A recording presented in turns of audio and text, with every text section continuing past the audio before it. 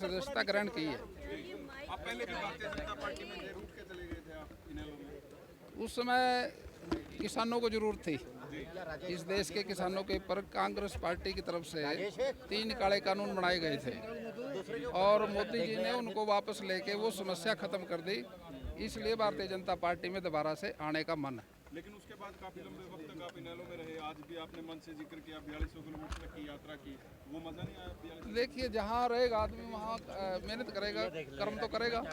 उसमें क्या, उसमें तो कोई बुराई नहीं है। जहाँ कोई रहेगा वहाँ संघर्ष तो करना चाहिए। संघर्ष का कोई अल्टरनेटिव नहीं है, राणा जी, कोई आपको बदलाव लगता है नहीं। कि किसानों के मुद्दे पर आपने भाजपा छोड़ी थी और वो सारे मुद्दे हल हो गए हैं? इसीलिए तो भारतीय जनता पार्टी में है।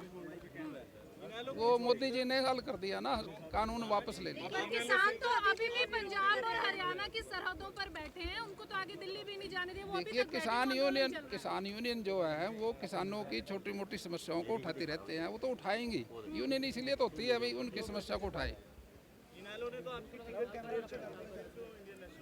इनेलो के प्रत्याशी हैं आप विधानसभा के, फिर भी आपने इनेलो छोड़ दी। हाँ, वो आप सही कह रहे हो। 5 टिकटें घोषित हुई थी जिसमें मेरा भी एक नाम था। लेकिन जो समस्या थी देश की, वो मोदी जी ने उसको सॉल्व कर दिया था। भारतीय जनता पार्टी को आज कांग्रेस का मुकाबला करने के लिए अच्छे कार्यकर्ताओं की जरूरत है। किसानों का मुद्दा इनेलो ने भी उठाया था, उन्होंने भी इस्तीफा दिया था किसानों के समर्थन में। किसानों से वो पार्टी भी थी। हाँ, जो इस्तीफा दिया था उस समय वो कृषि कानून वापस नहीं हुए थे। वो तो कृषि कानून मनमोहन सिंह जी ने बनाए थे और सुषमा स्वराज ने जो उनका विरोध किया था। लेकिन उन सारे कानूनों को वापस माननीय नरेंद्र मोदी जी ने वापस ले लिया, इसलिए वो समस्या समाप्त हो गई। तो अब आपको इनेलो का कुछ आगे भविष्य क्या नजर आता है? 4200 किलोमीटर की आपने कहा यात्रा की है, इतना संघर्ष किया है चौटाला ने। देखिए, पार्टियां तो 6000 से ऊपर हैं देश में। कोई पार्टी कमज़ोर भी होती है, कोई ताकतवर भी होती है।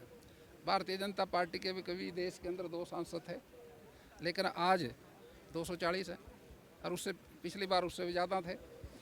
ये तो चलता रहता है देश के अंदर। पॉलिटिकल पार्टियों का ऊपर नीचे होना लगातार रहता है। भाजपा ही बता रहे हैं, आप इनेलो का क्या भविष्य? लेकिन भविष्य तो हर पार्टी का आप जानते हो, अभी कोई कमज़ोर भी होती है, कोई ताकतवर भी हो जाती है, कभी कमज़ोर भी हो जाती है पार्टी। ऐसा कुछ नहीं है, देश में सारी पार्टियां समान नहीं रहती। समांतर कुछ समान। देखिए, अगर आप चुनाव लड़ो और हार जाओ और अपने साथी को दोष दो तो अच्छी बात है क्या? आप ये देखिए भी आपकी कार्यप्रणाली में कुछ कमी है, या तो आपकी तपस्या में कमी है या आपके कर्म में कमी है। जो भाजपा चुनाव लड़ रहे हैं भदौर से, वो पार्टी देखेगी। बातचीत हुई है कोई? हाँ, जो पार्टी, देखिए सरकार बनानी है और जिताऊ कैंडिडेटों को तो लेके आना पड़ेगा।